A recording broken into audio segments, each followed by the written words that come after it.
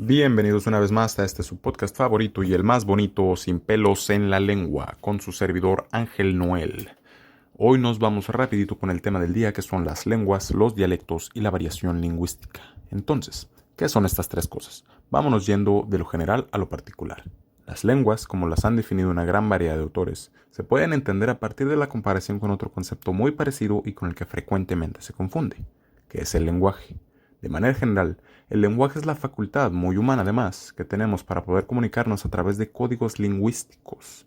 Véanse cosas como las señas, el habla, la escritura, mientras que la lengua es la variedad que existe en estos sistemas de códigos lingüísticos. Es decir, es un paso de lo abstracto a lo concreto. Y dicho de otra forma, el lenguaje es la capacidad que tenemos para utilizar distintos medios para comunicarnos, mientras que las lenguas son esta capacidad manifestándose en una diversidad de formas.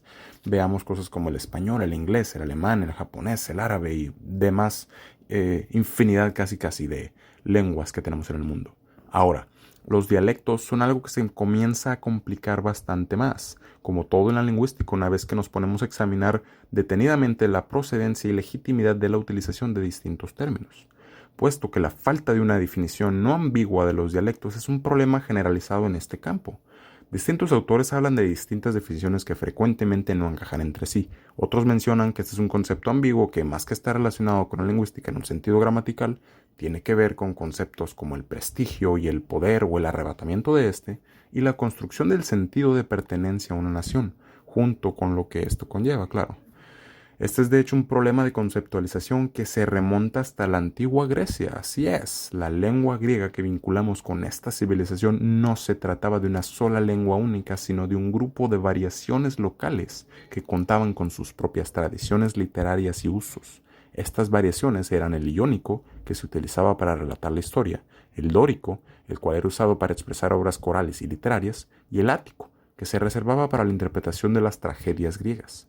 Entonces, de manera sumamente general, una lengua suele hacer referencia a una norma lingüística o bien a un grupo de estas, mientras que el dialecto se refiere a una sola de estas normas lingüísticas, tomando en cuenta que existe una tradición muy arraigada de utilizar la variación local. Finalmente, la variación lingüística es un tema que conlleva una estrecha relación con el concepto de dialecto. Sin embargo, esta se diferencia en que el término rara vez es usado para definir los contrastes de prestigio y poder inherentes en las lenguas, y es más utilizada para describir la variedad de usos que una lengua o un grupo de lenguas puede generar, además de que tiene mucha relación con el poco arraigo de una forma estandarizada de determinada lengua o conjunto de estas. En palabras del autor Richard Hudson, la variación lingüística es un conjunto de objetos lingüísticos con una distribución similar.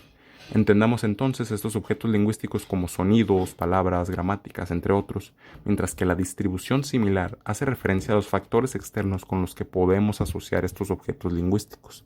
Veamos cosas como un grupo o clase social, o bien un área o un continuum geográfico.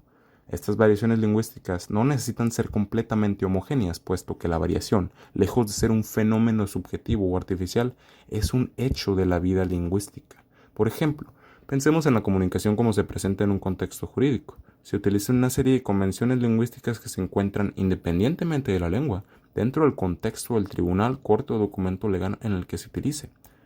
Y para cerrar el día de hoy, los dejo con una nota al pie de página.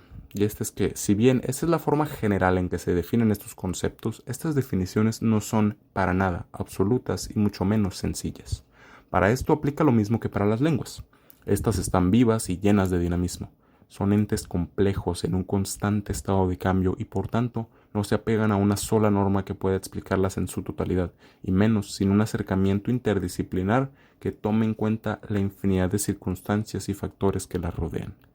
Muchísimas gracias y buenas tardes.